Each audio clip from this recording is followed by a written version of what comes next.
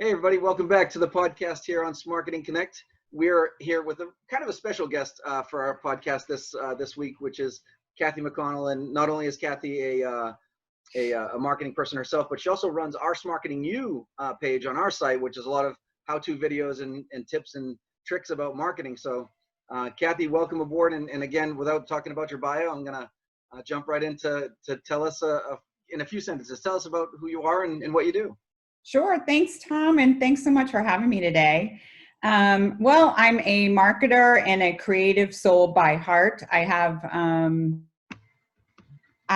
my webpage, which is kathymcconnellmarketing.com, where I educate people on all phases of marketing. I think it's really important that people understand marketing in normal speak as opposed to marketing speak too much. I think that it can get really confusing for folks. And so I like to not dumb it down, but really put it into a language that people can understand a lot better.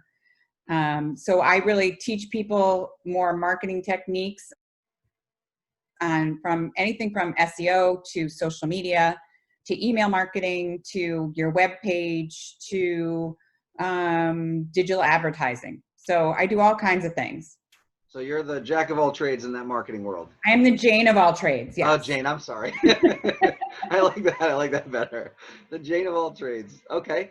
So that being said, then tell us, what types of companies do you like to work with, either size or scope, or what do they look like to us? Yes. So I like to work with usually a one-person shop. Okay. Usually those coaches, people who are just getting their feet wet when it comes to their marketing and they're really unsure. I work with a lot of people in the service industry, a lot of real estate folks. So when you say companies, it's more one-on-one people that I work with, but I do have some larger clients as well that hire me to help them with some of their marketing just on the side and define it a little bit and help them plan their content and their marketing strategies. Excellent.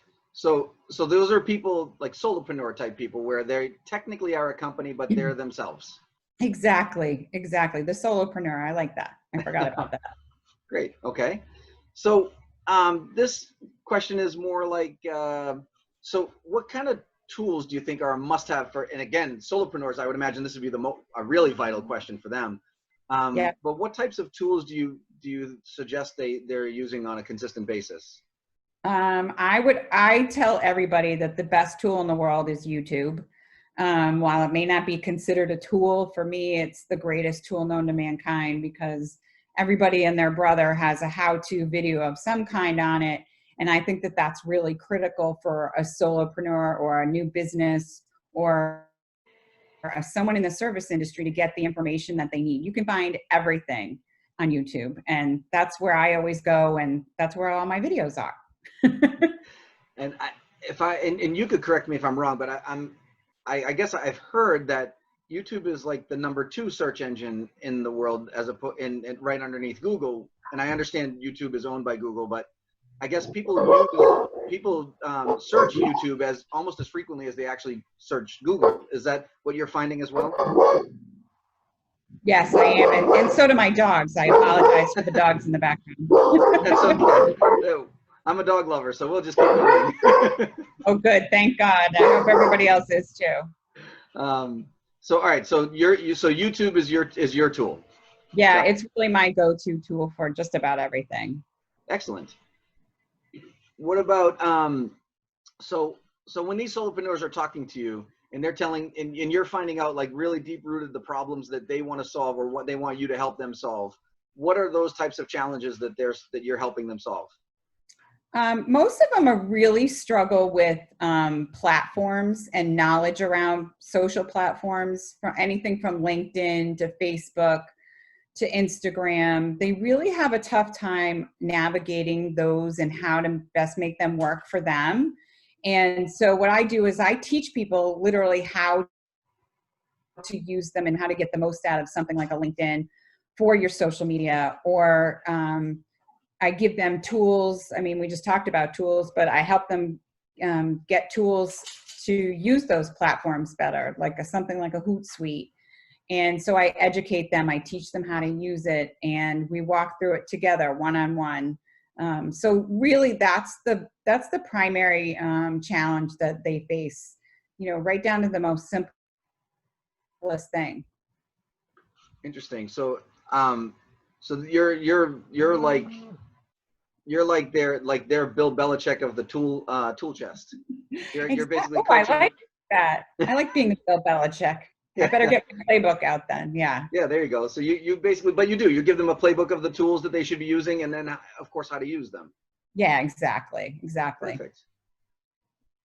Okay, so I like this question because I know as consultants we get asked a lot of questions about who to hire for this or that, and we try to advise people, the way that we would do it if we were on their side. So, Kathy, what kind of advice do you give people when they ask you what to or how to hire a sales or marketing agency? I'll say sales because you're the marketing agency they have, but yeah. So I always, it's really important to me that transparency is key when I work with my clients. And so I always tell them, now listen, if you're looking for somebody in the sales arena, which is not my area at all, you want to look for someone who's very transparent with their business and that they share the same core values that you do.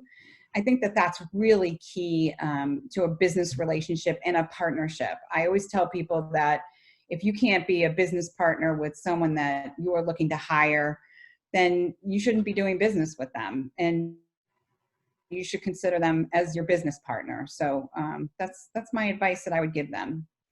Pretty good advice, actually. I think it tends to be there's a relative common theme that when we've spoken to you guys, all of our guests on the podcast, transparency seems to bubble up to the top a lot. Yeah. But so one quick follow-up question. We don't have a lot of time on this question left, but when you say transparency, what are you looking for from a transparent perspective? Like how do you identify if they're being transparent or not? I think it's if you sense it, I always sense it in people's voice. I can sense their transparency. I know that sounds crazy, but I do. Transparent about their price, about what they are offering, and what exactly you'll get in return. I think that that's really critical. And as long as they ask you, what do you expect of me? I think that's really important too, to have a clear-cut definition and agreement to what the expectations are between both parties. So part of the transparency is really setting clear and manageable goals between the two parties. Got it. Okay, very cool. All right. So this is where we get a little bit of fun. We have a little bit of human aspect to us, and I like to goof around a little bit. So I love asking people this question. Kathy, if you could be a superhero, who would you be, and tell us why? Well, I'm already Wonder Woman, so I don't think I need to go much farther because, I hide her very well, but she actually is on my keychain. So I am Wonder Woman, according to my husband, because I can do just about everything, and I can dodge bullets with my cuffs on my wrists, and I'm in pretty good shape with my invisible airplane. So I'm definitely already Wonder Woman's a good guess. I like Wonder Woman. And you just had a great movie that just came out. So Kathy, congratulations on the success of your movie.